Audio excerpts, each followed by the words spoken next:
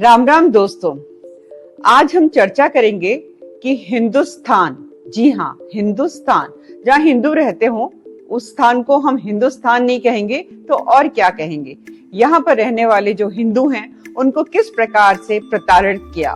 3 प्रकार की श्रेणियों ने प्रताड़ित किया। नंबर 1 इस्लामिक जिहादी या इस्लामिक इन्वेडर्स आप कह लीजिए। नंबर 2 अंग्रेज यानी कि ब्रिटिशर्स। और नंबर 3 ऐसा राजनीतिक दल जिसको अंग्रेजों ने अपने हाथों से गढ़ा।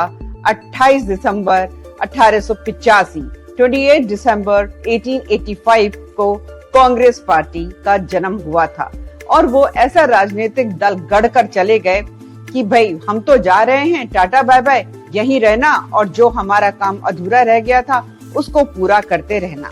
और कर भी रहे हैं, लगातार वो कर रहे हैं। आपने अपनी आंखों से देखा होगा इस भारतवर्ष को खंड खंड होते हुए। कैसे अफगानिस्तान क्या अखंड भारत का हिस्सा नहीं था? आज अफगानिस्तान कहाँ चला गया? पाकिस्तान क्या हमारा हिस्सा नहीं था? आज कहाँ चला गया? बांग्लादेश क्या हमारा हिस्सा नहीं था? आज कहाँ चला गया? ये लोग कहते हैं 2/3 काम तो हो गया, 1/3 बाकी है। 1/3 में क्या? हिंदुस्तान। तैयार रहिए, जिस प्रकार से 2% से 20% हो गए हैं और कांग्रेस जैसे राजनीतिक दल जो उनका सहारा बने हुए इस देश में राजनीति कर रहे हैं, वो दिन दूर नहीं है जब हिंदुस्तान जो है वो कोई और ही तान बन जाएगा। क्यों? एक बहुत बड़ा कारण मैं आपको बता देती हूँ। हम लोगों को घोट घोट के पिला दिया अहिंसा परमो धर्मा, अहिंसा परमो धर्मा। अरे आधा श्लोक क्यों, पूरा क्यों नहीं बताया गया कि अहिंसा परमो धर्मा धर्म हिंसत दैव च, यानी कि अहिंसा बहुत अच्छी बात है, परंतु अगर अपनी धर्म की रक्षा करने की आवश्यकता पड़े तो अस्त्र शस्त्र सब उठा लो।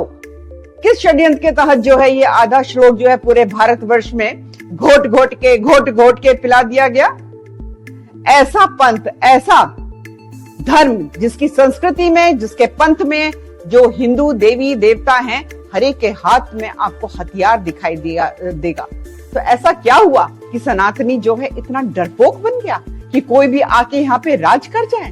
हाँ, लाखों लाख लोगों का कत्ल करता चला जाए और आके के अरे ये तो राष्ट्र जो है ना हमने अपना लिया है। अरे अपना लिया है? तलवार की नोक पे हिंदुओं को आपने अपना धर्म ग्रहण करवा दिया और आपने अपना लिया है। आपने अपनाया है इस प्रकार से कि जो हिंदू हैं वो आपकी माने नहीं माने तो फिर आप उनकी बहू बेटियों के साथ जो करें सो करें, उनकी जायदाद हड़प लें, उनका राज हड़प लें। ये तरीका होता है। और जो लेफ्ट लिबरल हैं बैठकर उनकी वकालत करते रहते हैं। दूसरी बात यह है साहब, इसको कोई नहीं नकार सकता, इसको कोई नहीं नकार सकता है जो सो कॉल्ड आजादी, स्वतंत्रता हमको 1947 में मिली थी, ठीक है, उसके बाद भी कितने बड़े षड्यंत्र के तहत यहाँ पर इस्लामिक राज चलता रहा। कैसे चलता रहा मैं आपको बताती हूँ। 50 के दशक में हिंदू कोड बिल तो आ गया और कांग्रेस ने कहा भाई देखो ऐसा है, हिंदुओं देखो, बौद्ध देखो, जैनियों और देखो सिखों, तुम लोगों को हिंदू कोड बिल आ रहा है, उसके तहत सारे कानून मानने पड़ेंगे। यानी कि आपकी एक शादी हो सकती है, यानी कि शादी की उम्र जो बच्ची की होगी या लड़के की होगी वो माननी पड़ेगी, चाहे वो शादी ब्याह, इनहेरिटेंस, अडॉप्शन, जितने भी पर्सनल कानून होते हैं उनको घोट के पढ़ा दिया गया। ये हमने कोडिफाई कर दिया है, मानेंगे आप। और क्यों छोड़ दिया गया भाई अपने आप को माइनॉरिटी कहने वालों को, यानी कि एक धर्म विशेष को क्यों छोड़ा अपने शरिया कानून को लागू रहने के लिए? हाँ, ये तो 75 साल में ऐसा प्रधानमंत्री इस देश को मिल गया है कि नो नथिंग, नो नॉनसेंस, यानी एक राष्ट्र है तो कानून भी एक होगा, शरिया लॉ नहीं चलेगा। यहाँ पे मानवता के नाम पर जो दुहाई देते हैं उन्हें बच्चियों की चीखें नहीं सुनाई देती हैं। हाँ, वहां ये दिखाई नहीं देता है कि अपने धर्म के नाम पर जो आर्टिकल 14 की दुहाई दे देंगे तो कभी आर्टिकल 24 की दुहाई दे देंगे, कभी आर्टिकल 19 की दुहाई दे देंगे कि किस प्रकार से आप फायदा उठा रहे हैं। 4 शादियां कर लेंगे आप लोग, कुछ भी करके आप निकल जाएंगे। शरिया कानून यहाँ पे लागू करवा के रखा है, किसने करवा के रखा है? इस कांग्रेस पार्टी ने ना। ये भूल गए कि भाई 370 कहा था हटाएंगे, हटा दिया। राम मंदिर बनेगा, बन रहा है।